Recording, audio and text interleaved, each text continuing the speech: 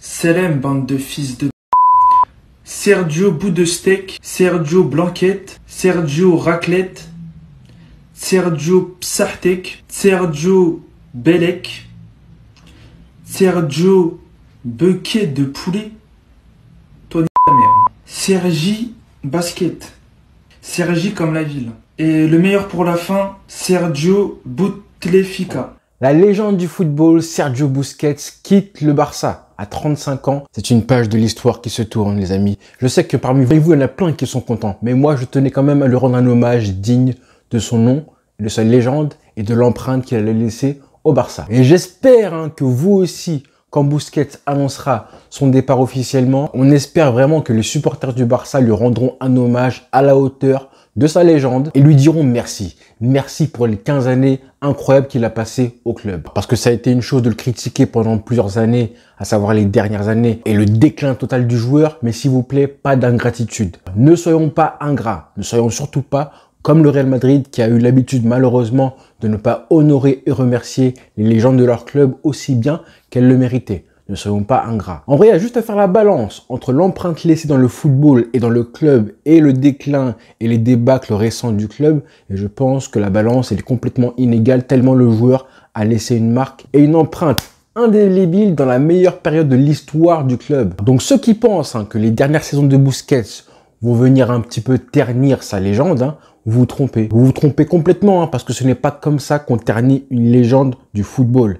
Certes, il a participé aux pires heures du Barça ces dernières années et il y a même directement contribué, que ce soit lors des grands matchs comme en Ligue des Champions face à Liverpool le 4-0, le 8-2 face au Bayern Munich où je crois qu'il est directement impliqué sur plusieurs buts, bref, un désastre. C'est vrai aussi qu'il a énormément décliné ces dernières saisons et je pense qu'en termes de déclin, malheureusement, c'est l'un des plus grands, voire l'un des plus flagrants qu'on ait vu de nos propres yeux, avec Jordi Alba évidemment, même si le pire pour moi ça reste évidemment Gérard Piqué, comme par hasard, mais oui, là je pense que vraiment ça devenait de plus en plus flagrant. Surtout défensivement et aussi en termes de régularité. On en avait marre de voir le Barça, et plus précisément le milieu de terrain du Barça se faire transpercer comme ça lors de chaque contre. On voyait des équipes qui étaient en supériorité numérique lors des contres, ce qui est complètement lunaire. Les contres en direction des buts de Ter Stegen vers les buts du Barça, les équipes adverses étaient en supériorité numérique parce que Monsieur Busquets était trop lent, parce que Monsieur Busquets manquait d'activité et de mobilité sur le terrain tout simplement, ou parce que Monsieur Busquets montait beaucoup trop pour aller presser l'adversaire et que du coup il était beaucoup trop cramé, rincé, trop lent pour revenir en défense. Donc oui, pour conclure, c'est vrai que depuis 2-3 ans, même voire 4 ans je dirais, depuis à peu près la défaite face à Anfield, je pense que Busquets n'a plus sa place comme titulaire indiscutable au Barça. C'est ça le problème. Parce que l'équipe a été traumatisée ce jour-là et qu'il a été un des symboles de l'équipe qui a le plus souffert mentalement de la défaite et la pression qui a été ensuite mise sur les épaules des cadres du Barça ce jour-là. La pression et les responsabilités. Les deux, malheureusement, j'ai envie de dire, les deux, c'était trop à la fin pour eux tous. Mais maintenant que j'ai dit tout ça, là, tous les points négatifs, si on fait la balance avec ce que ce monsieur a apporté pour le Barça et le football. Le football, c'est une légende du football. Il a révolutionné le poste de numéro 6. Certainement le meilleur milieu défensif de l'histoire de ce sport. Un profil atypique, inimitable. Comparé à Andrea Pirlo maintes et maintes fois, Thiago Motta pareil, Xabi Alonso, etc. Mais honnêtement, aucun d'entre eux, même Pirlo, aucun d'entre eux n'arrive à la cheville de Monsieur Busquets. Et pendant ces 15 longues années au Barça, on a essayé de le trouver des doublures, des remplaçants, une concurrence. Et il a écarté à chaque fois chaque joueur, à tel point qu'à la fin, il n'avait même pas de concurrent à son poste. Il en avait un numéro 6 titulaire, en la personne de Busquets, et il n'avait aucune doublure. Et pourtant, on a essayé. Il y a pas mal de coachs qui ont essayé de trouver une doublure en provenance de la Masia. Ah, on a essayé. Sergi Samper, Oriol Busquets, Miralem Pjanic, Mateus Fernandez, Nico Gonzalez, et j'en passe, et j'en passe. Je pourrais aussi remonter jusqu'à 2012 avec Seydou Keita ou Alexander Song, mais bon, eux, c'était un petit peu des numéros 8 plus que des numéros 6. Et je suis sûr que j'en oublie plein, j'en suis sûr et certain. Vous allez me dire en commentaire. Quoi qu'il arrive, il les a tous écartés d'un revers de la main grâce à des qualités techniques hors du commun. Ce que réussissait à faire Busquets, que ce soit à l'entraînement ou en match, les séquences qu'il a pu nous gratifier magnifiques dans sa carrière, Pour moi, hein, c'est plus difficile de faire ce qu'il a fait techniquement dans sa qualité de passe, dans ses contrôles ou encore sa conservation de balles sous pressing. C'est plus difficile de faire ça. Beaucoup plus dur que plein de choses faites par les ailiers, les joueurs techniques que vous connaissez, les passements de jambes, les dribbles, les crochets, les roulettes. Hein. Ce que fait Busquets avec un ballon, c'est beaucoup plus dur. Et c'est ça la vraie technique. C'est ça. Cette espèce d'insolence balle au pied, le calme qu'il avait, la sérénité qu'il a fait balle au pied malgré le pressing adverse. Son intelligence de jeu, évidemment, sa capacité à jouer à une touche de balle. Là, le mec, à 20 mètres de ses buts, le mec se permettait de faire des espèces de râteaux, des roulettes, des doubles contacts, des crochets sous pressing. Ça a donné des séquences incroyables qui tournent encore aujourd'hui, encore et encore sur YouTube, Twitter, Instagram.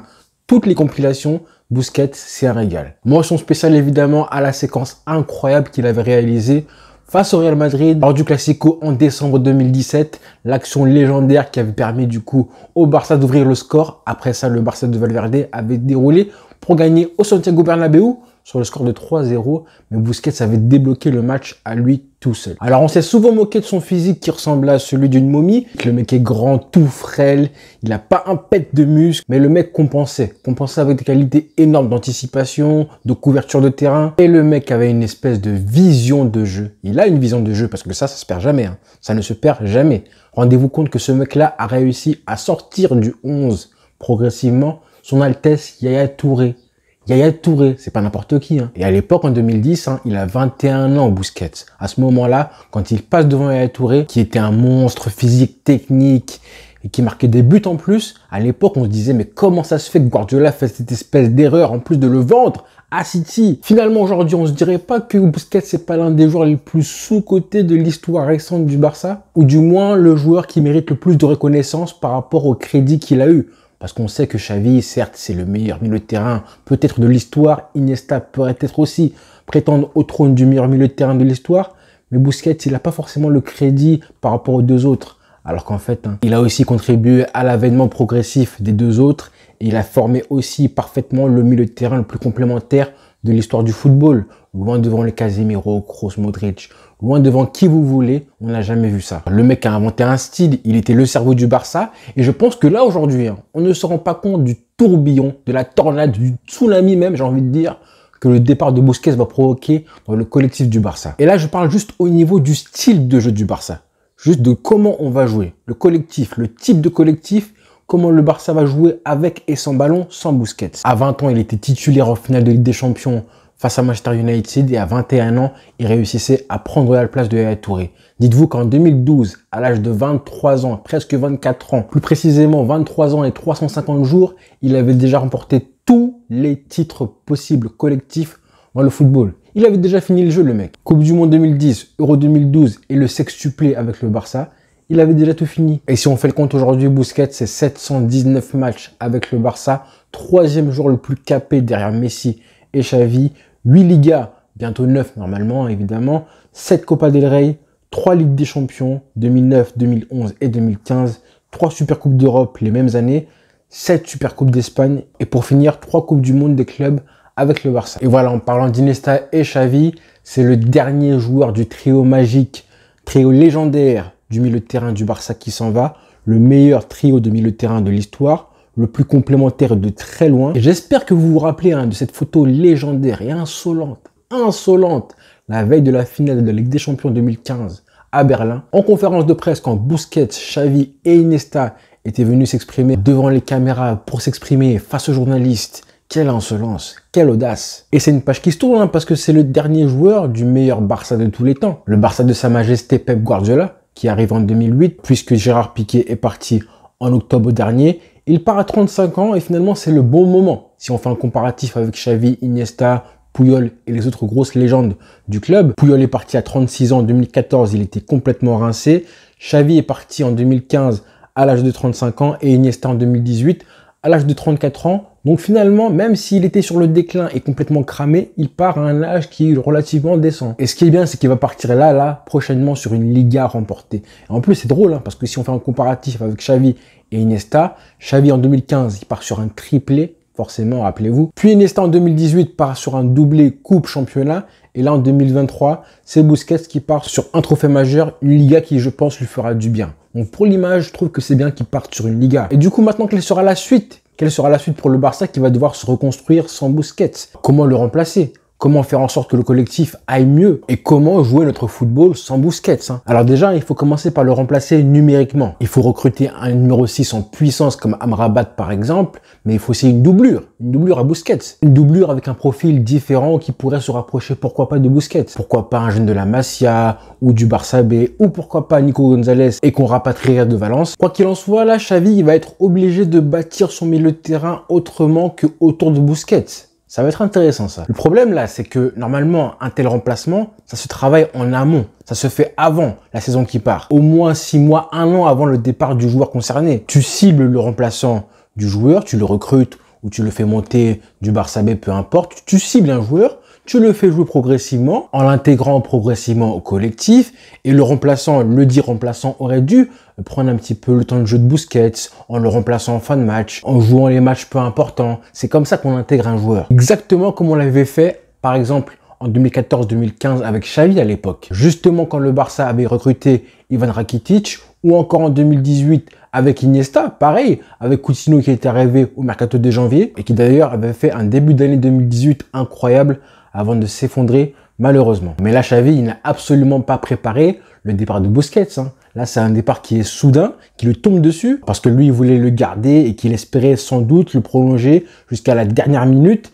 Et surtout parce que pour lui, Busquets, c'est un joueur fondamental. Le joueur clé du milieu de terrain de l'effectif du Barça. Mais là, vu que Busquets va partir, et ben là, Xavi, il va être obligé de se creuser les méninges sur comment le collectif du Barça peut jouer et doit jouer sans Busquets. Comment bien faire jouer l'équipe. Moi, ça me surprendrait pas si pendant 6 mois, 1 an, le Barça a du mal dans le jeu. Si je vois un Barça qui n'est pas forcément séduisant au milieu de terrain, qui a du mal à avoir la possession, à dominer les adversaires techniquement, ou qu'on galère un petit peu à la relance, ça me surprendrait pas que le Barça pendant 6 mois, 1 an ait du mal à ce niveau-là. Mais bon, c'était le moment de partir. Merci pour tout Busquets, infiniment merci. Quoi qu'il se passe après, qu'il parte à Al Nasser, en Arabie Saoudite ou en MLS, peu importe. Sa carrière aura été parfaite. Elle aura été parfaite. 15 ans titulaire au Barça, les frères. Imaginez le rêve de gosse que ça doit être.